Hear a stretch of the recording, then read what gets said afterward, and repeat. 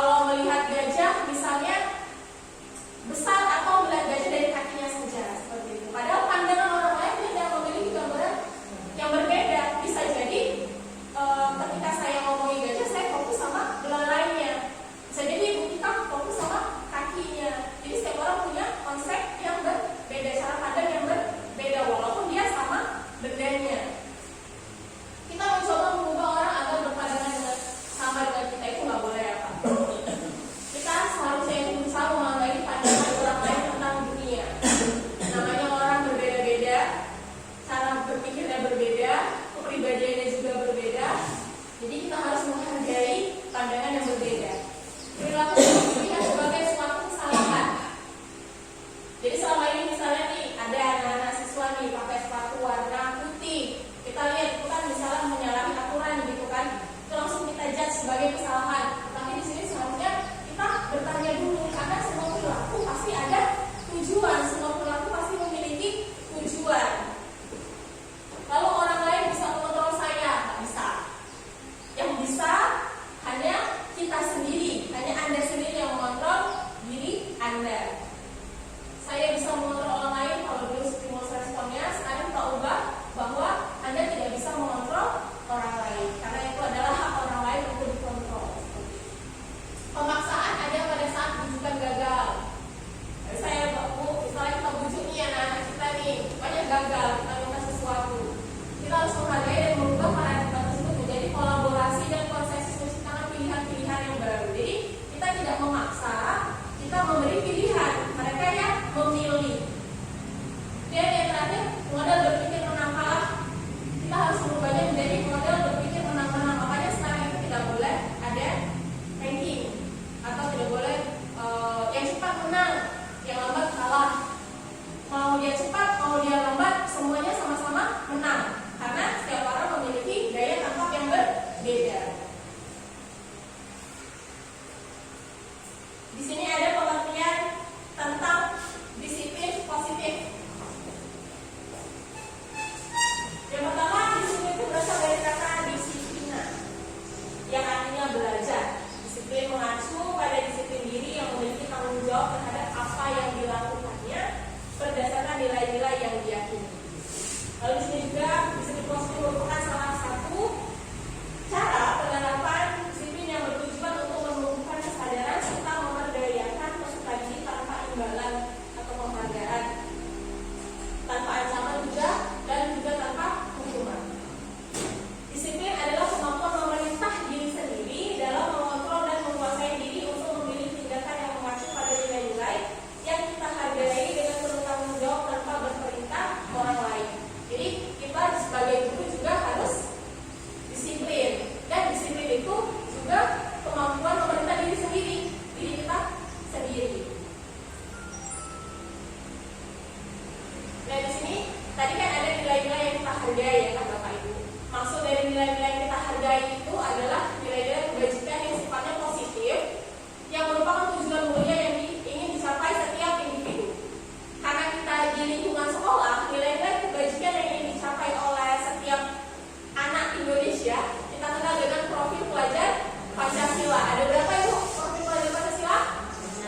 Iya, yang pertama adalah beriman, bertanggung pada Tuhan Yang Esa dan berakhlak mulia. Lalu mandiri, berkritis, berkebinekaan global, bergotong-royong, dan kreatif. Makasih Kak. Saya rasa di sini sudah sangat lengkap ya Pak Bu, dengan profil pelajar Pancasila. Agamanya dapat, kolaborasi bergotong royongnya dapat, berkebinekaan tunggal berbeda-beda satu walaupun berbeda dengan ras suku ya kan. Terus kreatifnya juga dapat.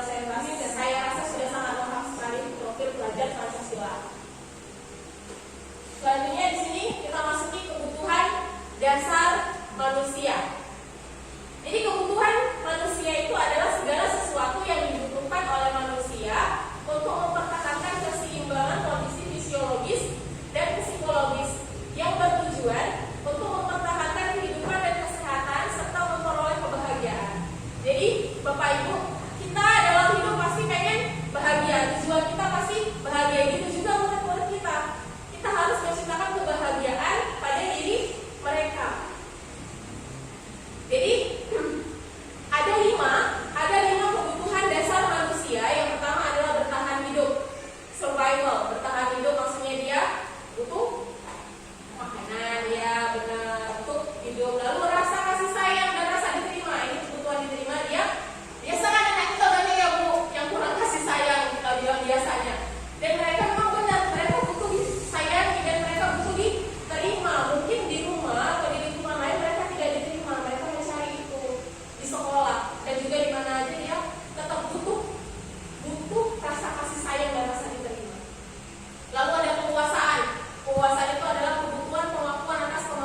Jadi anak-anak murid, anak-anak peserta didik kita ini memiliki kemampuan, misalnya dia pengen memimpin, terus memimpin, dan itu adalah kebutuhan yang diakui sama guru-gurunya atau diakui sama teman-temannya bahwa dia itu mampu. Dan yang keempat, kebebasan, kebutuhan akan pilihan. Kebebasan apa? Kebebasan dalam memilih model pelajaran, misalnya Miss atau Bu, Pak, saya nggak suka loh belajarnya misalnya dengan main game seperti itu, atau belajarnya kami nulis gitu. Jadi mereka butuh lebih kebebasan untuk memilih dalam konsep pembelajaran. Dan yang terakhir adalah kesenangan, yaitu kebutuhan untuk merasa senang. Jadi kan banyak ya Pak Bu peserta didik kita misalnya suka jahil sama temennya, diganggu, ditowel-towel, kawannya merajok, dan dia senang nengok kawan yang merajok ini. Itulah sebenarnya butuh kebutuhan kesenangan tersebut kalau ruang lingkupnya adalah kelas. Lalu di sini kita masuk ke motivasi perilaku peserta didik. Jadi motivasi itu ada 3, tapi di sini nanti masuk ranahnya itu 2 jenis. Yang pertama untuk menghindari ketidaknyamanan atau hukuman. Jadi apa yang dia lakukan hanya untuk menghindari ketidaknyamanan atau hukuman. Itu biasanya motivasi eksternal. Contohnya misalnya dia datang sebelum jam 7, karena kalau dia datang lewat jam 7 dia dihukum. Jadi dia melakukan sesuatu hanya untuk menghindari hukuman. Lalu yang kedua, untuk mendapatkan imbalan atau penghargaan diri dari orang lain. Jadi misalnya kalau dia dapat ranking atau dapat juara, dia dapat piala, itu kan dikasih penghargaan. Dan itu adalah motivasi eksternal juga, masih dari luar juga. Dan yang terakhir, untuk menjadi orang yang mereka inginkan dan menghargai diri sendiri dan nilai-nilai yang mereka percaya. Jadi disinilah yang paling terakhir ini adalah motivasi intrinsik, motivasi dalam diri. Jadi kalau saya melakukan itu, saya jadi manusia yang seperti apa ya? Jadi saya menjadi orang yang seperti apa ya? Dia udah ada motivasi dalam dirinya ini untuk merubah menjadi lebih baik. Kalau yang dua tadi masih eksternal karena dilihat atau dipuji atau menghindari hukuman, kalau yang terakhir ini sudah termasuk kesadaran dirinya sendiri. Di sini kalau bisa Bapak Ibu kita membangkitkan motivasi intrinsik peserta didik kita. Jadi dia melakukan hal-hal atau kegiatan aktivitas ya dari motivasi diri dia sendiri, diri dalam dia sendiri untuk menjadi yang lebih baik. Nah, di sini ada konsep disiplin. Ketika kita ngomong disiplin, yang pertama itu ada hukuman. Jadi hukuman itu Bapak Ibu efeknya itu membuat tadi yang menyakitkan ya, membuat tidak nyaman, peserta didik takut, dan dia sifatnya memaksa. Peserta didik menyembunyikan kesalahan jadinya karena dia takut dihukum. Lalu peserta didik menjadi rendah diri. Kenapa? Dia malu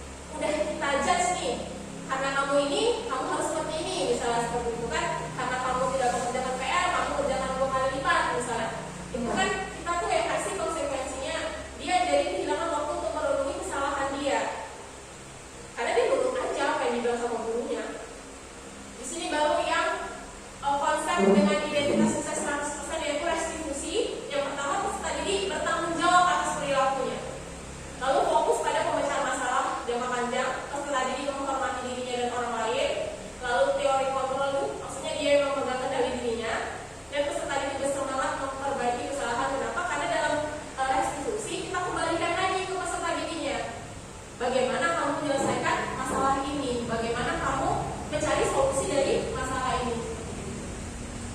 Lalu, nah di sini tadi saya ambil contoh kasus peserta didik tidak sering mengerjakan PR. Disinilah perbedaan antara hukuman, konsekuensi, dan restitusi. Kalau hukuman, guru menghukum peserta didik hormat bendera selama 10 menit. Ya kan? Guru marah, muridnya jadi takut, muridnya jadi benci, muridnya jadi tidak suka pelajaran, muridnya juga malu dilihatin kawan-kawannya. Kalau konsekuensi, seperti yang saya bilang tadi, dia tidak mengerjakan PR, kita kasih kesempatan waktu mengerjakan PR, tapi 2 kali lipat pas jam istirahat, kayak gitu. Guru tegas sebenarnya, tapi peserta didik menghormati peraturan, tetapi dia tidak menuangkan ide atau tanggung jawabnya sendiri. Itu masih diarahkan sama kita. Lalu yang terakhir restitusi, guru menanyakan keyakinan kelas dan membantu peserta didik menyelesaikan masalahnya.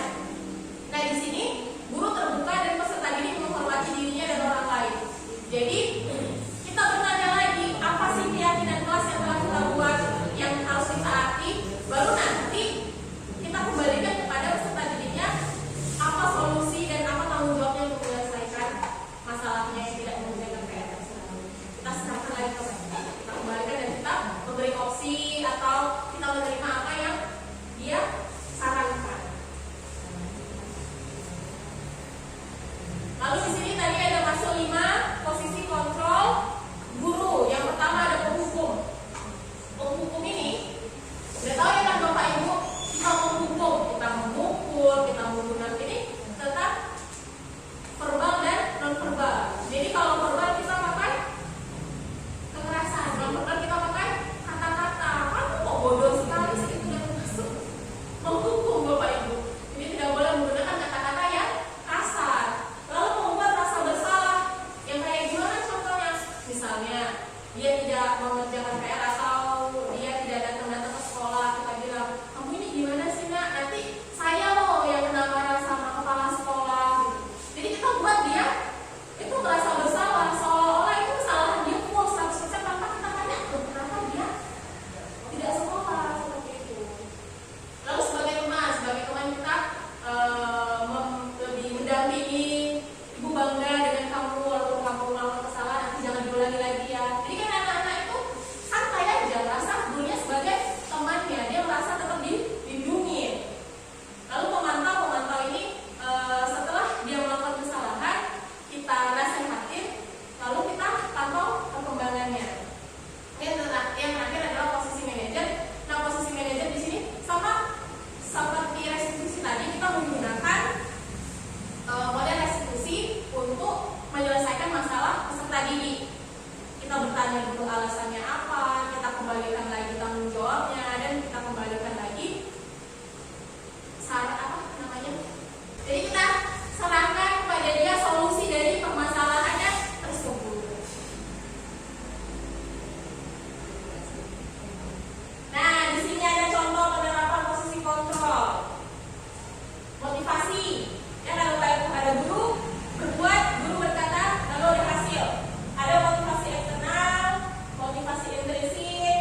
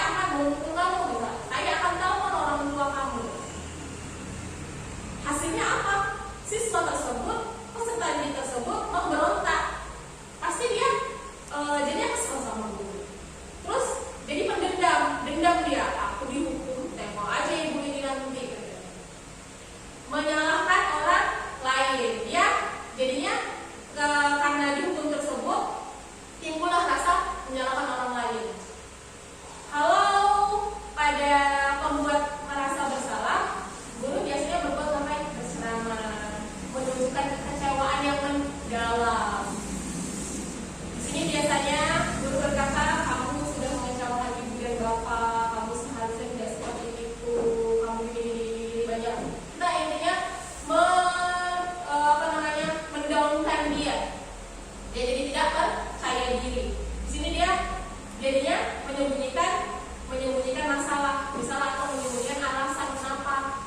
Karena dia udah jatuhkan dulu mentalnya.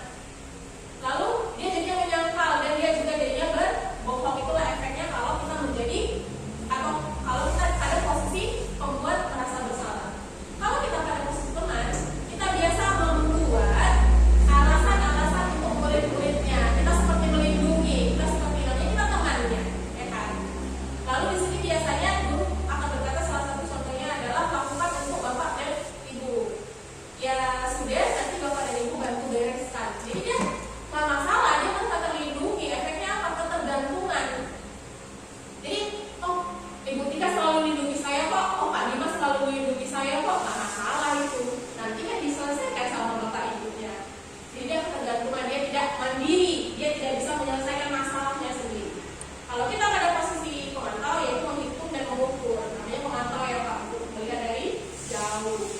Di sini guru berkata misalnya sebelum kita memantau kita juga menasihatinya. Contohnya misalnya apa peraturan yang kita bilang, katanya dia terlambat nih, kita petugas tiket di depan gerbang salaman ya kan, datang terlambat kita tanya nih apa peraturannya, nah kenapa datang terlambat, terus apa konsekuensi atau sanksinya kalau datang terlambat, apa yang telah kamu lakukan dan apa yang terjadi bisa. Nah nanti di sini dia akan menyesuaikan bila diawasi. Tapi kalau nggak diawasi ya, Allahu a'lam. Kita nggak tahu namanya anak-anak ya kan Pak Bu. Tetap butuh pengawasan. Nah yang terakhir di sini ada kontrol dan di sini berbentuk motivasi intrinsik tersebut kita mengajukan pertanyaan-pertanyaan kepada peserta didik kita. Contohnya apa yang kita yakini? Apa kamu meyakini hal tersebut? Misalnya kalau kamu meyakininya, kamukah atau maukah kamu memperbaikinya? Atau kalau kamu memperbaikinya, jadi kira-kira hal tersebut akan menggambarkan apa tentang diri? Dia sudah mampu melihat dirinya ini sebagai apa, potensi dirinya itu apa. Di sini ya mengeluarkan watak dan karakter, dan ini bagus untuk peserta didik. Makanya semoga kita Bapak Ibu bisa menjadi atau bisa berada pada posisi control manager. Selanjutnya ada keyakinan kelas. Sebelumnya, keyakinan kelas apa tuh Pak? Peraturan kelas. Peraturan kelas sama keyakinan kelas sama nggak? Sama nggak? Jadi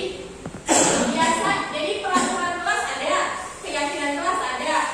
Dua-dua ini berbeda. Kalau peraturan kelas dia biasanya identifikasi dengan kalimat negatif. Kalau keyakinan kelas kalimat positif. Jadi contohnya misalnya jangan buang sampah sembarangan. Itu adalah peraturan kelas. Jangan datang terlambat. Jangan memakai sepatu berwarna. Jangan memakai kaos di sekolah. Tidak memakai seragam misalnya. Jangan memakai perhiasan di sekolah. Itu adalah peraturan. Kalau keyakinan misalnya buang sampah pada tempatnya, datang tepat waktu. Jadi di sini keyakinan kelas itu adalah nilai-nilai kebajikan universal yang disepakati secara tersirat dan tersurat lepas dari latar belakang suku, negara, bahasa maupun agama. Menurut dosen tahun 1998, suatu keyakinan akan lebih memotivasi seseorang dari dalam atau intrinsik. Seseorang akan lebih bersemangat untuk menjalankan keyakinannya daripada hanya sekedar mengikuti serangkaian peraturan. Jadi peraturan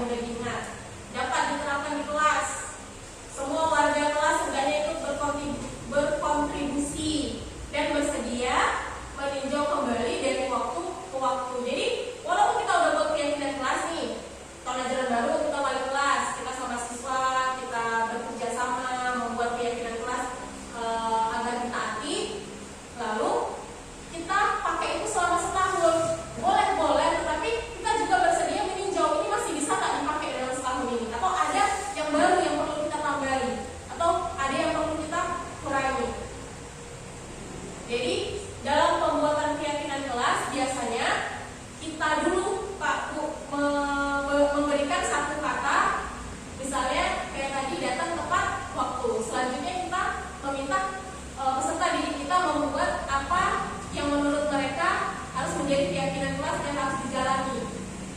Lalu nanti setelah dibuat, disusun kembali kalimatnya menjadi kalimat yang positif, misalnya masih ada yang negatif, lalu kita sepakati bersama dan kita setujui bersama.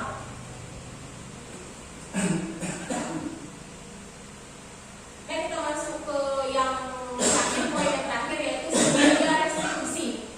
Di sini ada bentuknya segitiga restitusi. Yang pertama ada menstabilkan identitas, lalu ada menanyakan keyakinan, yang terakhir menstabilkan identitas, yang kedua validasi tindakan yang salah, lalu yang terakhir adalah menanyakan keyakinan. Kenapa sih disebut segitiga restitusi? Iya. Jadi segitiga restitusi itu apa? Segitiga restitusi adalah proses menciptakan kondisi bagi peserta didik untuk memperbaiki kesalahan mereka sehingga mereka bisa kembali pada kelompok mereka dengan karakter yang lebih kuat. Jadi selama ini kalau kita menyelesaikan masalah, kita udah pakai segitiga restitusi belum Bapak Ibu? Kita lebih sering dalam posisi menghukum, ya kan? Begitu juga sebelumnya, sebelum saya mempelajari modul ini, saya juga seperti itu. Sedikit saya cubit, sedikit nanti saya pukul, misalnya tangannya seperti itu. Karena kadang kita terbawa emosi. Kalau melalui restitusi, yang pertama itu guru dapat membantu peserta didik menjadi lebih memiliki tujuan disiplin positif serta memulihkan dirinya setelah berbuat salah. Lalu membantu peserta didik untuk jujur pada dirinya sendiri dan mengevaluasi dampak dari kesalahan yang dilakukan. Dan yang terakhir memberikan penawaran bukan paksaan. Jadi sekali lagi kita tidak boleh memaksa peserta didik. Walaupun dia salah, kita tetap ngasih tawaran atau kita meminta meminta solusi dari dia dan pertanggungjawaban dari dia atas kesalahannya sendiri, tidak dari kita. Nah, di sini ada tahapan segitiga restitusi. Yang pertama, menstabilkan identitas. Misalnya, Bapak Ibu, ada siswa kita yang berbuat salah, berantem dia sama kawannya di kelas, pukul-pukulan. Jadi kita panggil ke kantor, ya kan? Apalagi guru BK biasanya pasti memanggil ke kantor. Jadi sebelum kita menjudge atau sebelum kita ngasih SP misalnya kayak gitu, atau sebelum kita membuat hukumannya, kita mengikuti tahapan segitiga restitusi. Yang pertama, menstabilkan identitas. Kita berkata berbuat salah itu tidak apa-apa. Kita mengajak dia atau kita memposisikan diri kita itu di pihak dia dulu. Seperti itu. Kita bilang tidak ada manusia yang sempurna, atau kita bisa bilang saya juga pernah melakukan kesalahan seperti itu, atau kita mengajak kita bisa menyelesaikan ini. Saya tidak tertarik mencari siapa yang salah, tetapi ingin mencari solusi dari permasalahan ini. Dan kita juga bisa bilang kamu berhak merasa begitu, karena di sini kita tidak langsung menjudge, tidak langsung menyalahkan, tapi kita mengajak diri dia itu atau kita memposisikan diri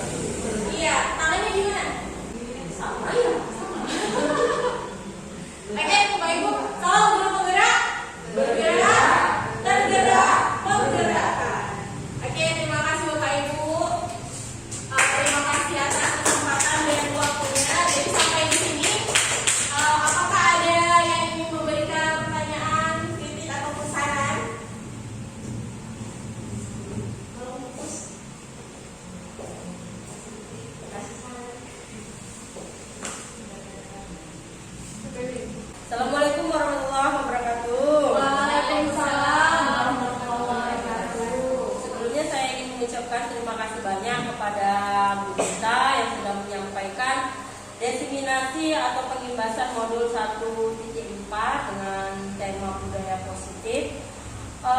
Banyak sekali pembelajaran yang saya dapatkan dari apa yang sudah Ibu paparkan. Ternyata memang selama ini masih banyak kesalahan-kesalahan saya dalam mengukur siswa,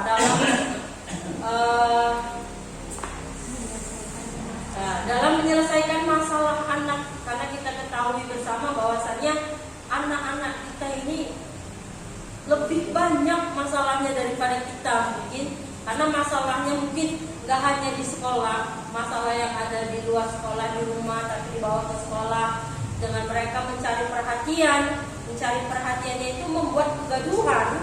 Nah, dari situ rasa saya dalam menegur, dalam menyelesaikan, baik itu dalam bentuk secara verbal maupun non verbal masih banyak kesalahan. Tetapi insya Allah setelah mendapat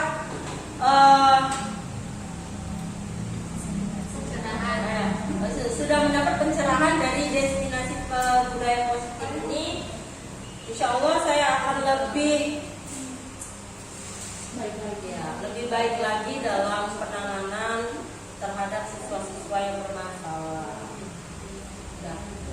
Terima kasih Bu Kita. Jadi sangat ini bagus sekali ya Bapak Ibu, budaya positif ini, apalagi tentang segitiga restitusi dalam menyelesaikan permasalahan posisi kontrol tadi. Jadi untuk kedepannya semoga kita tidak menjadi posisi kontrol penghukum lagi, pembuat rasa bersalah ini. Saya sering tuh kadang, kamu kok kayak gitu sih? Nah, saya sedih kan Ibu, jadi sedih kan Ibu jadinya nanti dimarahi ya, kecewa, dan itu ternyata menjatuhkan mental peserta didik kita.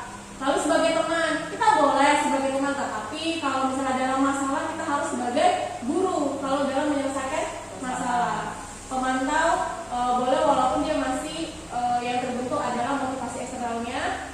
Tapi kalau kita sudah sebagai posisi manajer, kita sudah membentuk dan membangkitkan motivasi intrinsik dari peserta didik tersebut. Terima kasih Bu Kita. Ada yang lain Bapak Ibu? Cukup ya. Kalau gitu saya tutup diskusi atau diseminasi atau pembahasan 1.4 ini. Sekali lagi terima kasih. Semoga kita bisa menerapkannya nanti di kelas dan di sekolah kita. Assalamualaikum warahmatullahi wabarakatuh. Waalaikumsalam.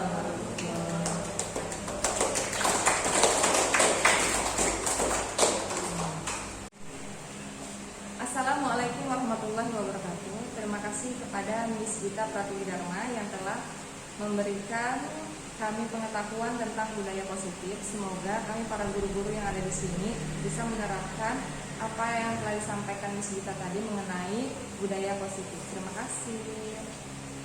Assalamualaikum warahmatullahi wabarakatuh. Waalaikumsalam warahmatullahi wabarakatuh. Good morning, students. Good morning. How are you today? Good. Thank you. Tanya dong saya.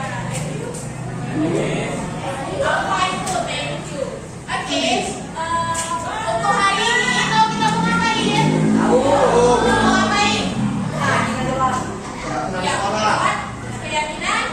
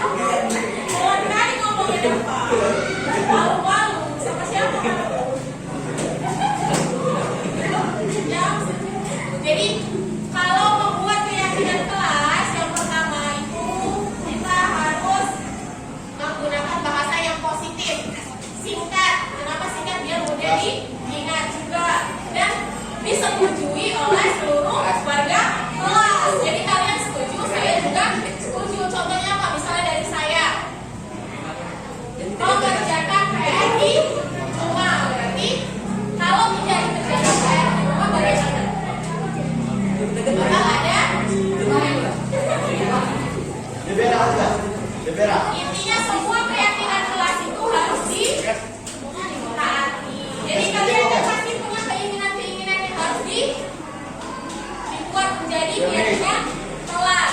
Nanti di sini saya beri satu orang satu sticky note, ya. Satu orang satu sticky note, kalian tulis apa yang mau kalian jadikan keyakinan kelas kita. Jadi nanti masing-masing kalian kan punya pemikiran yang beda-beda, ya kan? Kita satu kelas ada berapa orang? 33.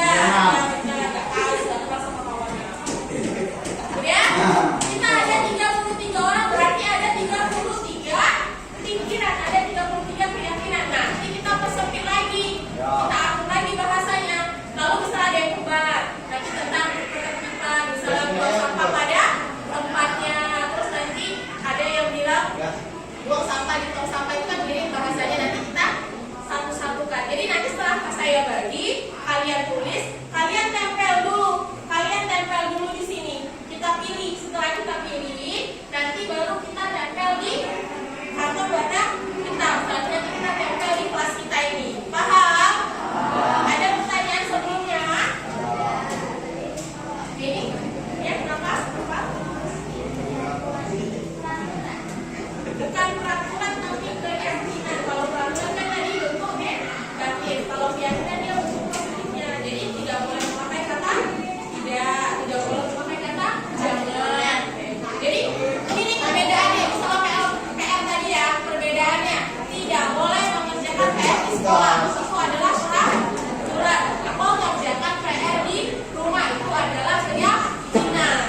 Itulah perbedaannya. Paham? Jadi nanti kita buat yang kalimat-kalimat positifnya. Miss, saya mau buat apa saja boleh? Boleh. Apa saja boleh, terserah kalian. Mau dari segi atribut, mau dari segi tugas. Misalnya tadi kan, kalau misalnya peraturan kelasnya tidak boleh mencontek, berarti keyakinan kelasnya apa? Misalnya tentang mencontek. Apa? Iya, mengerjakan tugas secara pribadi atau mengerjakan tugas sendiri, betul. Saya kira. Ya? Ada lagi pertanyaan? Kalau tidak ada, langsung saya bagikan ini nanti. Oh ya, siapa yang tulisannya Shanti nanti kita hias di atasnya ini keyakinan kelas.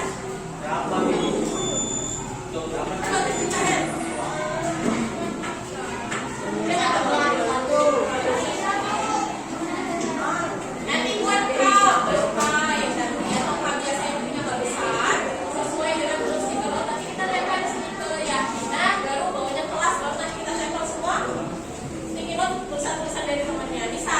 Bisa. Tiga stiker. Sekarang saya akan bagi stiker masing-masing mendapat satu stiker.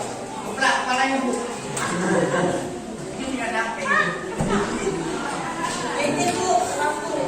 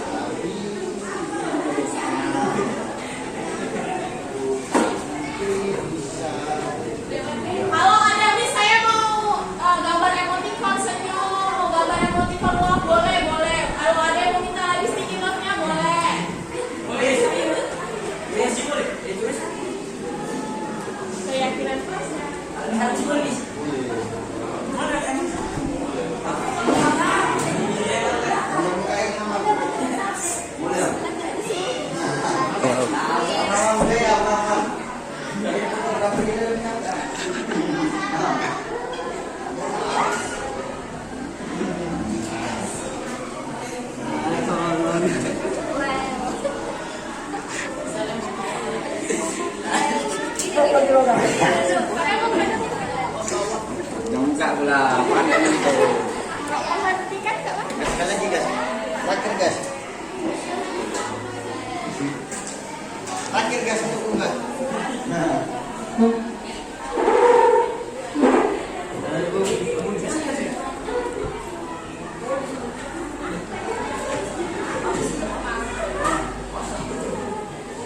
Gas sekali lagi gas.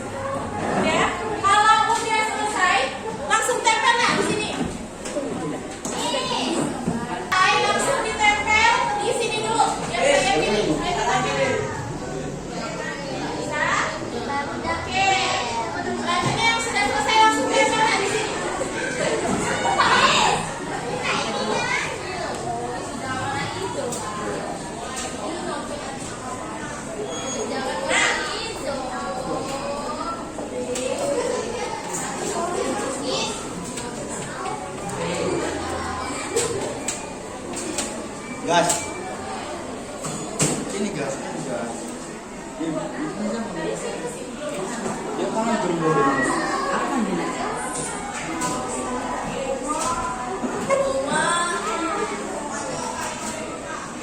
Yang udah selesai langsung tempel di papan depan. Terus panjangkan sedikit boleh nih.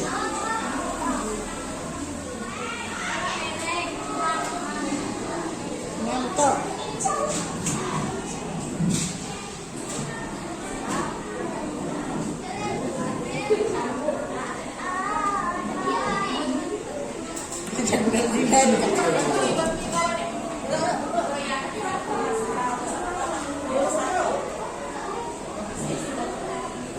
Apa tuh?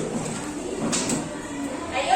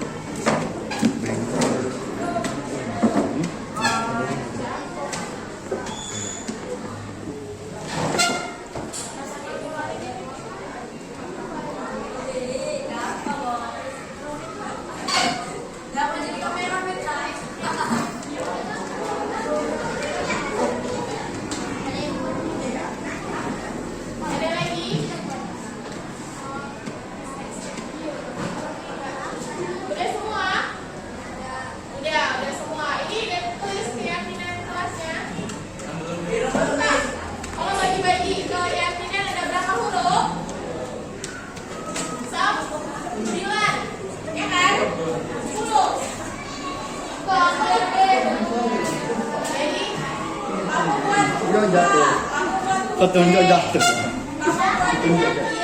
Miss jatuh Miss. Terserah. Dia punya li. Adik terima li. Enggak ah, adik bawah. Iya jatuh. Jatuhan Miss. Yang jatuh kalah ya. Punya aku juga yang betul. Jatuh lah. Buka ini sesnya.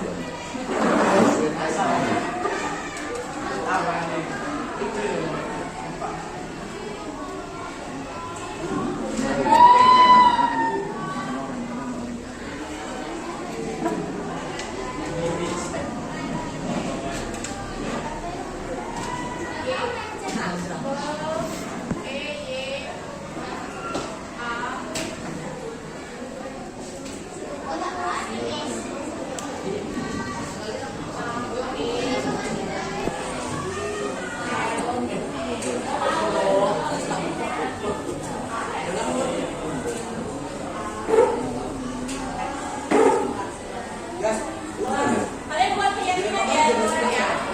Saya nomor kelas.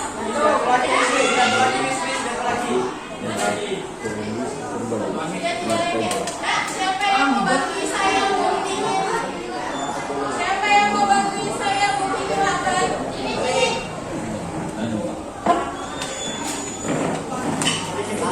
Kecilnya udah seperti ini ya. Aja ini.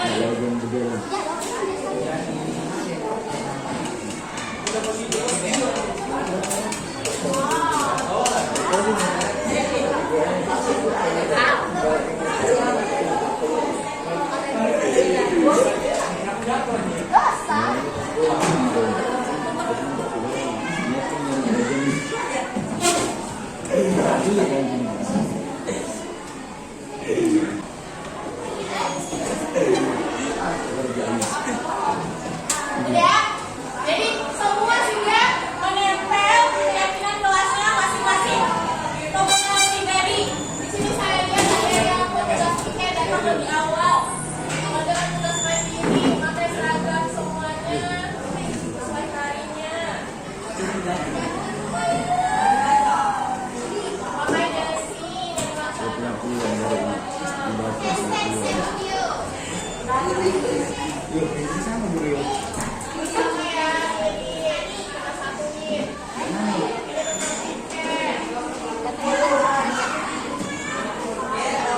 Ini juga om.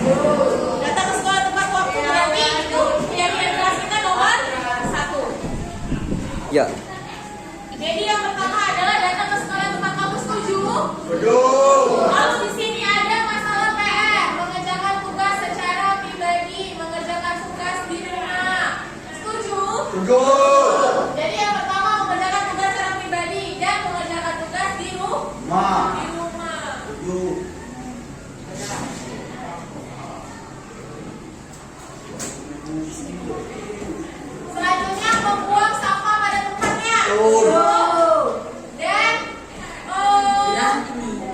mau mengerjakan petugas piket datang lebih awal. Setuju. Ya. Nggak boleh gitu.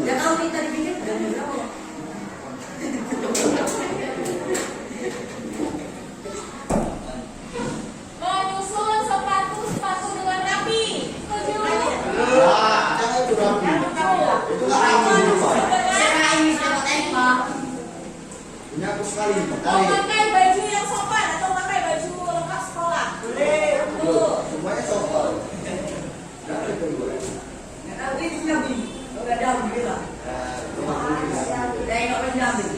nih.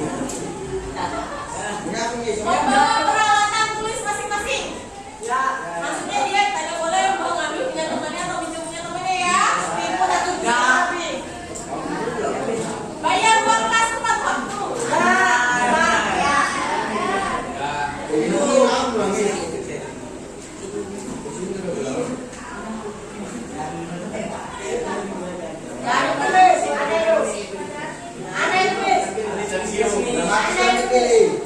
Di sini memanggil guru dengan sopan masih berbicara kepada guru dan teman dengan sopan. Nah, inilah bentar saya lihat lagi.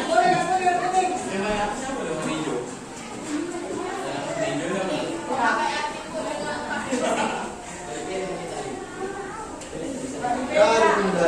ya, jadi ini semua adalah keyakinan kelas kita. Saya bacakan sekali lagi. Yang pertama, datang tepat waktu, mengerjakan tugas secara pribadi, mengerjakan tugas di rumah, membuang sampah pada tempatnya atau sama dengan menjaga kebersihan. Petugas piket datang lebih awal, menyusun sepatu dengan rapi, menggunakan atribut dengan lengkap, membawa peralatan tulis masing-masing, bayar kas tepat waktu, harus berbicara kepada guru dan teman dengan sopan. Jadi keseluruhan ini setuju semuanya? Jadi saya setuju, kalian juga setuju. Kita jalankan keyakinan kelas kita taati ya. Jadi di sini adalah acuannya. Jadi kalian untuk mulai hari ini dan seterusnya harus datang tepat waktu, menjaga kebersihan, bersihin sepatu dengan rapi, membawa peralatan sekolah sendiri dan berbicara dengan guru dan temannya dengan sopan. Jadi sampai di sini ada pertanyaan? Tidak ada. Sampai di sini selesailah pembuatan keyakinan kelas. Jadi ini nanti bakal kita tempel dan kita ingat bahwa ini adalah keyakinan kelas kita, harus kita laksanakan. Jadi sampai di sini sekali lagi, mana tahu ada yang mau berbicara? Beda? Jelas semuanya? Paham? Jadi kita paham perbedaan peraturan kelas dan keyakinan kelas? Jadi yang kita jalani adalah keyakinan kelas. Ini adalah patokan kita. Jadi setelah selesai membuat keyakinan kelas, berakhirlah juga pembuatannya hari ini, kelas saya hari ini. Jadi terima kasih atas